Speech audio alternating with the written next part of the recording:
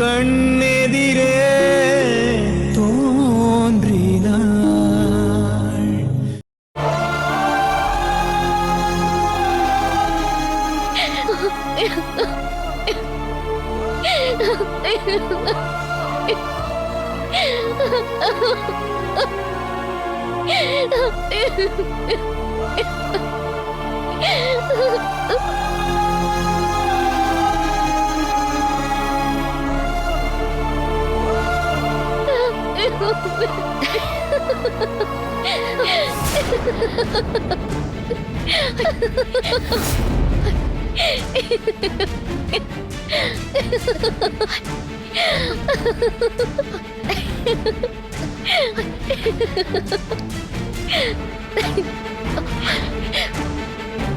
என்னதான் உன்கிட்ட அழகு இருந்தோம், படிப்பு இருந்தோம், திறமை இருந்தோம், என்ன புண்ணியம். ஆனா இது எதுவுமே அந்த சிவாவுக்கு பிடிக்கல. ஒரு வேலைக்காரிய விரும்பின அளவுக்கு கூட உன்னை விரும்பல. என்னதான் இருந்தாலும் நீ அந்த வேலைக்காரி கிட்ட இப்பவும் தோத்து போக தான் போற.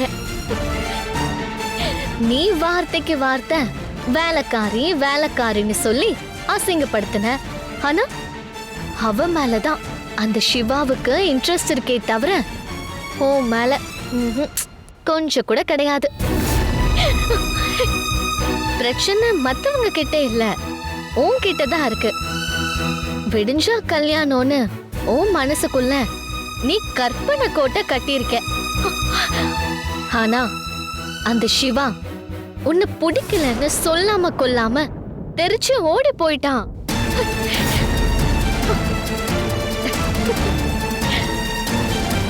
ஒருவேளை இதுக்கப்புறமும் சிவா கையில கால்ல விழுந்து உன்னை கல்யாணம் பண்ணிக்கிட்டாலும் அது வேற வழியே இல்லாம உன்னை பாவம் பார்த்து போனா போதுன்னு கட்டிக்கிட்ட மாதிரி தான் இருக்குமே தவிர உண்மையான காதலா இருக்காது. சிவாவுக்கு பழசு எல்லாம் மறந்து போன அப்பவே உன்னால எதுவும் கிழிக்க முடியல. ஒருவேளை சிவாவுக்கு மட்டும் பழசெல்லாம் ஞாபகம் வந்துருச்சுன்னா நடக்க போறத நீயே யோசிச்சு பாரு. அந்த சக்தியும் அந்த ஹாஸ்பிட்டல்ல இருந்து தப்பிச்சுட்டா. சிவாவும் உன்கிட்ட இருந்து சொல்லாம கொல்லாம தப்பிச்சு ஓடிட்டான். இன்னுமா உனக்கு புரியல? நீங்க என்னதான் அவங்க ரெண்டு பேரையும் பிரிக்கணும்னு நினைச்சாலும் அவங்க ரெண்டு பேரையும் யாராலையும் பிரிக்க முடியாத அளவுக்கு விதி ஒன்னு சேர்த்து வச்சுக்கிட்டே இருக்கு. நீ உன்னை நம்பாம மத்தவங்கள நம்பினதுனால அந்த விதி கூட இப்ப உனக்கு சதி பண்ண ஆரம்பிச்சிருச்சு. இதுக்கப்புறமும் நீ உயிரோட இருக்கணுமான்னு நீ ஏன் யோசிச்சுக்கோ அனிதா.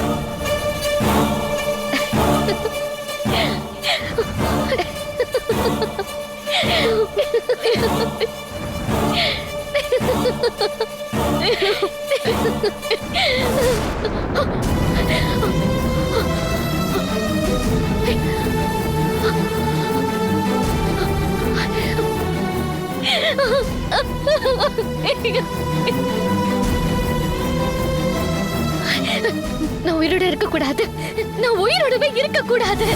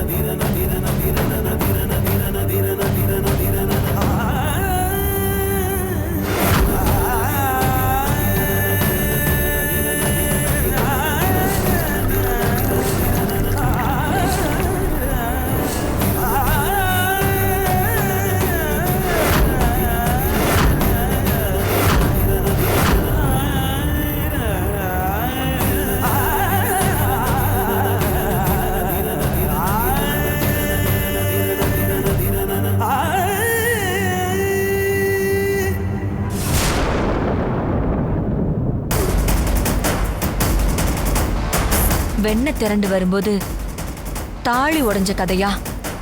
அந்த சக்தியையும் சிவாவையும் பிரிச்சு அந்த சக்தியை மென்டல் ஆக்கி அதுக்கப்புறம் டிவோர்ஸும் வாங்கி இவ்வளோ நாள் காத்து கடந்து ஒவ்வொன்னையும் பார்த்து பார்த்து பண்ணா கடைசி நேரத்துல இந்த ஆள் என்னடானா பையன்கிட்ட தலை வலிக்குது நெஞ்சு வலிக்குதுன்னு ரொம்ப சென்டிமெண்டா பேசி அதுவும் என்கிட்ட எதுவுமே சொல்லாம தனியா வர சொல்லியிருக்காருனா கண்டிப்பா இது ஸ்கெட்சாதான் இருக்கும். பார்க்க பழம் மாதிரி இருக்கான்னு அந்த ஆளை நான் குறைச்சி எடை போட்டது என்னோட தப்புதான்.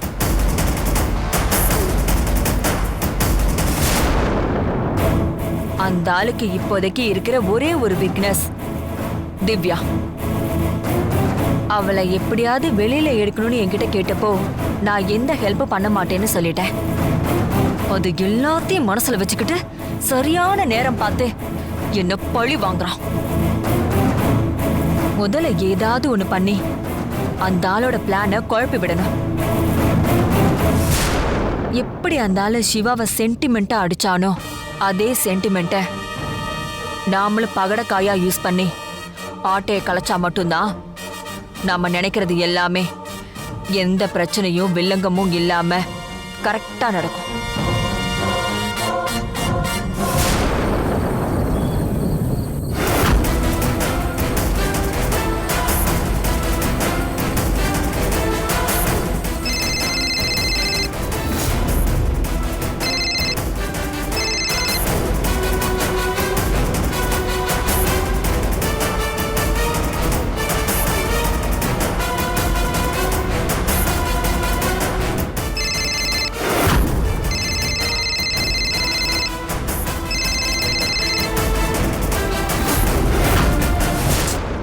பண்றானே. டே மணி, யார்கிட்ட இருந்தோ தொடர்ந்து போன் வருது. முதல்ல அதை அட்டென்ட் பண்ணி பேசுடா. நம்ம கூட பொறுமையா பேசிக்கலாம்டா. டே சாமிநாதா, போன் பண்றது வேற யாரும் இல்ல, என்னோட பொண்டாட்டி இந்து தான். டேய், அப்ப உடனே போன் அட்டென்ட் பண்ணி பேசுடா, இல்லைன்னா பெரிய பிரச்சனை ஆயிட போகுது. டேய், ஏற்கனவே பெரிய பிரச்சனை ஸ்டார்ட் ஆனதுனால தான் என்னோட பொண்டாட்டி எனக்கு இத்தனை வாட்டி கால் பண்றா. இல்லனா என்ன அவ மதிக்க கூட மாட்டா. சரிடா, எவ்வளவு பெரிய பிரச்சனையா இருந்தாலும் போனை அட்டென்ட் பண்ணி பேசுறதுல என்ன இருக்கு? ஏதோ அவசரமா இருக்க போய் தானே இத்தனை முறை கூப்பிடுறாங்க. இப்ப பாயிண்ட்டுக்கு வந்தியா? ஒருத்தவங்க அவசரத்துக்கு கூப்பிடுறப்ப அந்த போன் கால் அட்டென்ட் பண்ணி அதுக்கு ரெஸ்பெக்ட் கொடுக்கணுங்கிறத இப்ப நான் என் பொண்டாட்டிக்கு புரிய வச்சுக்கிட்டு இருக்கேன்டா. என்னடா சொல்ற? டேய், உன்கிட்ட சொல்றதுக்கு என்னடா, என்னோட பொண்ணு திவ்யா ஒரு இக்கட்டான பிரச்சனையில போலீஸ் ஸ்டேஷன்ல இருக்காடா. நான் பெத்த பொண்ண பெயில எடுக்க முடியாம தவிச்சுக்கிட்டு இருக்கேன்டா. என்னோட வெக்கம் மானம் சூடு சொரண எல்லாத்தையும் விட்டுட்டு கடைசியா என் பொண்டாட்டி கால்ல கூட விழுந்தாவது என் பொண்ணை காப்பாத்திடுன்னு அத்தனை போன் போட்டேன்டா நான். ஆனா நான் போட்டு ஒரு போன் கால் கூட அட்டென்ட் பண்ணவே இல்லடா அவ. டேய், நான் சொல்றேனேன்னு தப்பா எடுத்துக்காதடா. ஒவ்வொருத்தங்களுக்கும் ஒவ்வொரு குணாதிசயம் இருக்கு. அது உன் பொண்டாட்டியோட குணமா கூட இருக்கலாம். ஆனா நீ அப்படியேப்பட்டவன் இல்ல. அதனால இந்து பண்ண அதே தப்ப நீயும் பண்ணாத. அப்புறம் உனக்கும் அவளுக்கும் வித்தியாசம் இல்லாம போயிடும்டா. சரி விடுடா, கொஞ்ச நேரம் நிம்மதியா பேசிக்கிட்டு இருப்போம். இன்னொரு தடவை அவ போன் பண்ணானா கண்டிப்பா அட்டென்ட் பண்றேன். உனக்காக தான் நான் பேசுவேன், சொல்லிட்டேன்டா. சரிடா சரிடா, சாப்பிடு. இவ்வளவு நேரம் அந்த ஆளு மேல எனக்கு டவுட் மட்டும்தான் இருந்துச்சு. ஆனா என் காலை பார்த்துட்டு அட்டென்ட் பண்ணாம வேணும்னே அவாய்ட் பண்றானா? கண்டிப்பா சிவாவை வச்சு ஏதோ பெருசா பிளான் போட்டிருக்கான்னு கன்ஃபார்மா தெரியுது. எதுக்கும் இன்னும் ஒரே ஒரு தடவை கடைசியா ட்ரை பண்ணி பாக்குறேன். டேய், போன் வருது பாரு, எடுத்து பேசு. பேசுறேன், உனக்காக தான் பேசுறேன். சரி பேசு. ஹலோ, ஒரு மனுஷன் ஒரு தடவை போன் எடுக்கலனா அவன் ஏதோ பிஸியா இருக்கான்னு நினைச்சு விட்டுறணும். அதை விட்டுட்டு சும்மா இப்படி போனை போட்டு டார்ச்சர் பண்ணக்கூடாது. முதல்ல நீங்க எங்க இருக்கீங்கன்னு சொல்லுங்க. நான் இத்தனை தடவை போன் பண்ணாலும் ஏன் எடுக்க மாட்டேங்கிறீங்க? ஆமா, இதெல்லாம் நான் எதுக்கு உன்கிட்ட சொல்லணும்? நீ எங்கயாவது போறப்ப என்கிட்ட சொல்லிட்டா போற, இல்ல ஏதாவது பண்றப்ப என்கிட்ட கேட்டு பண்றியா? நான் எப்படி டீசென்ட்டா உன் விஷயத்துல தலையிடாம இருக்கேனோ அதே மாதிரி நீயும் டீசென்ட்டா இருக்க கத்துக்கோ. இங்க பாருங்க, விடிஞ்சா காலையில உங்க பையனுக்கு கல்யாணம், ஏதோ பக்கத்து வீட்டு பையனுக்கு கல்யாணங்கிற மாதிரி இப்படி பொறுப்பே இல்லாம பேசுறீங்க. நீங்க நடந்துக்கிறத பொறுத்துதான் மதிப்பு மரியாதை இது எல்லாமே உங்களை தேடி வரும். இந்த பாரு, உன்னை கல்யாணம் பண்றதுக்கு முன்னாடி வரைக்கும் இந்த மதிப்பு மரியாதை வெக்கம் மானம் சூடு சொரணை ரோஷம் எல்லாமே வந்துச்சு. ஆனா இப்ப உன்னை எப்ப கல்யாணம் பண்ணணும் அப்பவே இது எல்லாமே என்னை விட்டு ஓடிடுச்சு. உங்க வாழ்க்கை வரலாற பத்தி கேக்குறதுக்காக நான் உங்களுக்கு கால் பண்ணல. நீங்க எங்க இருக்கீங்கன்னு நான் கேட்டேன். அதுக்கு இப்ப வரைக்கும் பதில் சொல்லாம தேவையில்லாம ஏதேதோ பேசிட்டு இருக்கீங்க. நான் எதுக்கு இதெல்லாம் உன்கிட்ட சொல்லணும்? இந்த பாரு, நான் தெளிவா சொல்லிட்டேன். இதுக்கப்புறம் உனக்கு டீட்டெயிலா தெரியணும்னா நானும் என்னோட ஃப்ரெண்டும் ஒரு நல்ல ஹோட்டல்ல வயிறு நிறைய சாப்பிட்டுக்கிட்டு இருக்கோம். ஓகே, இங்க ரொம்ப ஃபேமஸ் இந்த பரோட்டா. சொன்ன உடனே டேஸ்ட் அடிச்சுக்க முடியல. உனக்கு வேணும்னா சொல்லு, வரும்போது பார்சல் கொண்டு வந்துடுறேன். இப்ப நீங்க ஏதோ ஒண்ணு பண்றீங்கன்னு மட்டும் எனக்கு நல்லா தெரியுது. ஆனா அது ரொம்ப நேரம் என்கிட்ட இருந்து மறைக்கவே முடியாது. ஓ அப்படியா? அப்ப நீயே என்னன்னு தெரிஞ்சுக்க.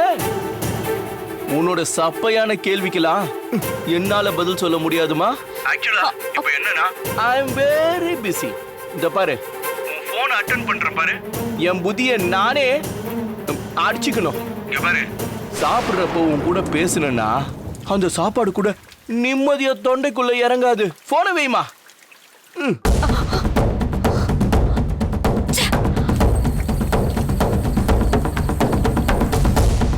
கண்டிப்பா இந்த ஆளு ஏதோ பிளான் பண்ணிட்டான். சிவா கிட்ட எல்லா உண்மையும் சொல்லி இந்த கல்யாணத்தை நிப்பாட்டுறதுக்காக தான் அந்த ஆள் அங்க சிவாவை வர சொல்லியிருக்கான்.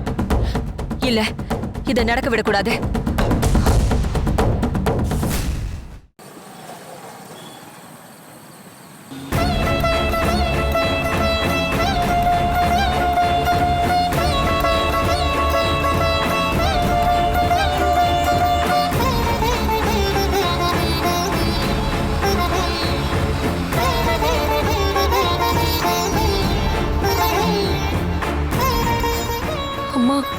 உன்னோட பொண்ணு சக்தியோட நிலைமைய பாத்தியாமா? இதுக்கு தான் நீ அந்த ஹாஸ்பிட்டல்ல இருந்து என்ன தப்பிக்க வச்சியாமா? விடிஞ்சா சிவா சாருக்கும் அனிதாக்கும் கல்யாணம். கரெக்டான நேரத்துல நான் மட்டும் அங்க போகலன்னா உன் பொண்ணு சக்தியோட வாழ்க்கை அவ்வளவுதாம்மா. எனக்கு இப்போதைக்கு ஆறுதலா இருக்கிறது உன்னோட நினைவு மட்டும்தாம்மா.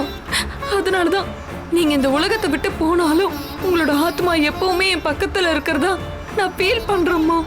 எப்படியாவது நீதாம்மா என்னை உங்ககிட்ட இருந்து காப்பாத்தி சிவா சார் கிட்ட கொண்டு போய் சேர்க்கணும்.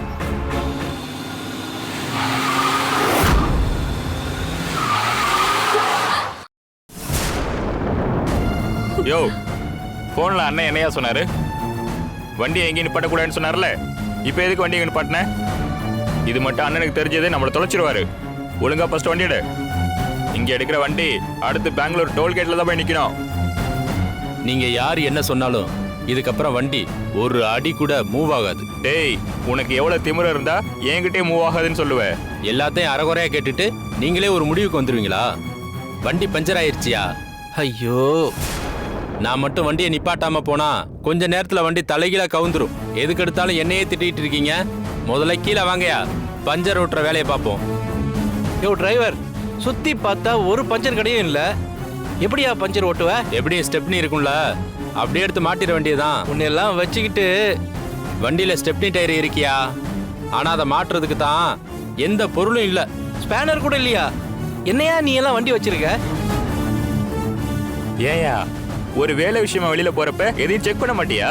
உன்னோட கவனக்குறைவால இப்ப எல்லாம் நடு ரோட்ல நிக்கிறோம். யோ, ஏதோ ஒரு சின்ன தப்பு நடந்துச்சுன்னா மொத்த பழியும் ஏன் மேல தூக்கி போடுவீங்களா? இருங்கய்யா, நானே போய் யாராவது மெக்கானிக் இருந்தா கூட்டிட்டு வரேன். அண்ணே, கீழே இறங்குங்கண்ணே.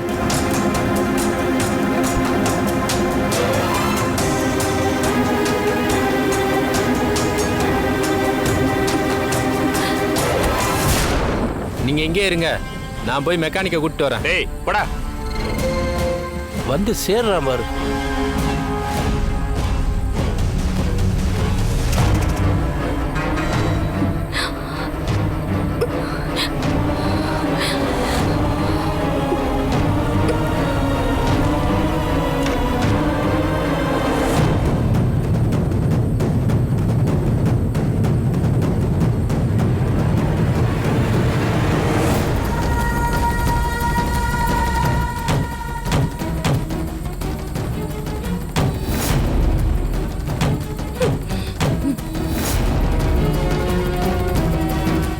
என்னடா பாக்குற?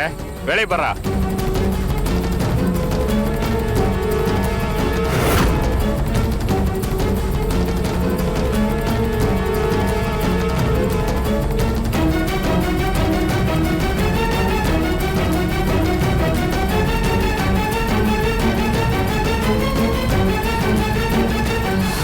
என்ன காப்பாத்துங்க, என்ன காப்பாத்துங்க, யாராச்சும் இருக்கீங்களா? என்ன காப்பாத்துங்க ப்ளீஸ், யாராச்சும் இருக்கீங்களா?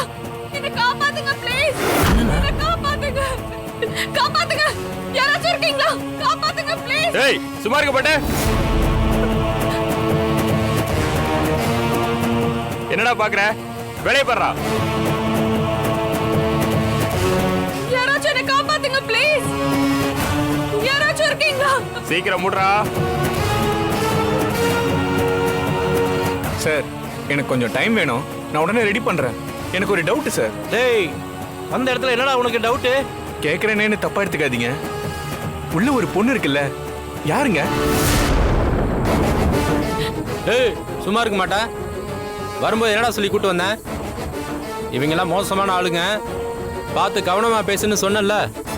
கேள்வி மேல கேள்வி கேட்குற.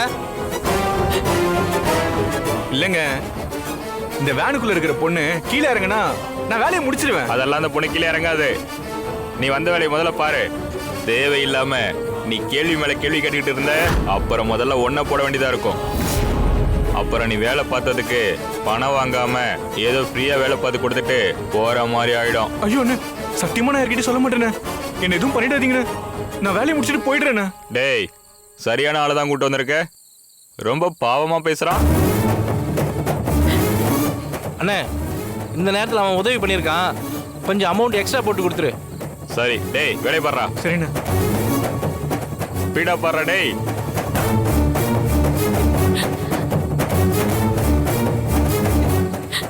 யாராச்சும் என்ன காப்பாத்துங்க ப்ளீஸ்,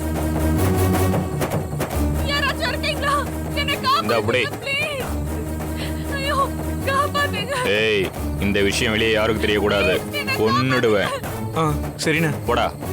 யாராச்சும் இருக்கீங்களா? என்ன காப்பாத்துங்க ப்ளீஸ், என்ன காப்பாத்துங்க, ஹெல்ப் பண்ணுங்க ப்ளீஸ். ஏய் சும்மா இருக்க மாட்டே.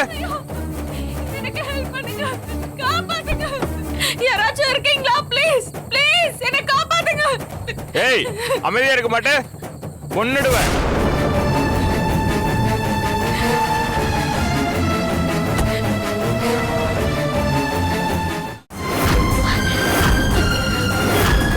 டேய் சிவா, உனக்கு இந்த அனிதா அவ்வளவு இலக்காரமா போயிடுச்சுல்ல?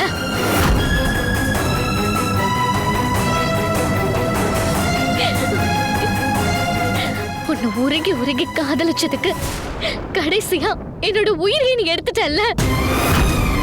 எந்த விதத்துல அந்த வேலைக்காரிய விட நான் குறைஞ்சு போயிட்டேன்? அறிவு இருக்கு, அழகு இருக்கு, திறமை இருக்கு, இவ்வளவு இருந்தும் என்ன ஏன் உனக்கு பிடிக்கல? ஸ்கூல் காலேஜ் போறப்பெல்லாம் அப்போல இருந்து என்ன எத்தனை பேர் காதலிச்சாங்கன்னு உனக்கு தெரியும். எனக்காக அவங்க கூடலாம் நீ போய் சண்டையும் கூட போட்டிருக்க. நீ அந்த சண்டைய கூட நீ ஏன் மேல இருக்கிற பொசசிவ்னஸ்ல தான் சண்டை போடுறேன்னு நான் உன்னை உருகி உருகி காதலிச்சேன். கழுதைக்கு தெரியுமா கற்பூர வாசனைங்கிற மாதிரி கடைசி வரைக்கும் இக்காதலும் தியாகமும் உனக்கு புரியாம போயிடுச்சுல்ல. விடிஞ்சா காலையில உனக்கும் எனக்கும் கல்யாணம் நடக்கும் அப்படின்னு நான் ஆசையா என் கழுத்துல தாலி கட்டுவேன்னு நினைச்சேன். கல்யாணத்துக்கு நீ வரலனாலும் நான் செத்ததுக்கு அப்புறம் நீ என்னோட கருமாதிக்கு வருவல்ல. அப்போ நீ என்ன வந்து பார்த்து கதறி அழு. என்னோட மம்மி, டாடி, அத்தை எல்லாருமே அனிதாவோட இந்த நிலைமைக்கு காரணம் நம்ம தான் குற்ற உணர்ச்சியில முழுகணும். உன்னோட மனசாட்சி உறுத்தி உறுத்தி கடைசி வரைக்கும் நீ வேற யாரையும் கல்யாணமே பண்ணிக்கவே கூடாது.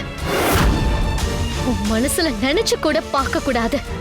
ஐயோ, நம்மளால அனிதா செத்துட்டாளேன்னு ஒவ்வொரு நாளும் நீ தூங்காம நீயும் அந்த சக்தி மாதிரி பைத்தியம் பிடிச்சு அலையணும்.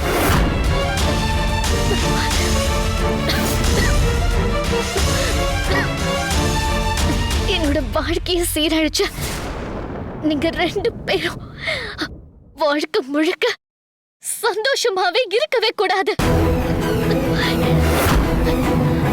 நீ வாழ்ற ஒவ்வொரு நிமிஷமும் ஏண்டா நம்ம இந்த உலகத்துல வாழுறோம்னு கூனி குறுகி என்ன மாதிரியே மன உளைச்சலுக்கு ஆளாகி நீங்களும் செத்து போகணும். எல்லாரும் வாழ்றதுக்கு ரிஸ்க் எடுப்பாங்க. ஆனா என்னோட வாழ்க்கைய இன்னொருத்தை வாழக்கூடாதுங்கிறதுக்காக என் சாவ கூட நான் சந்தோஷமா நான் ரிஸ்க் எடுத்து சாகுறவ.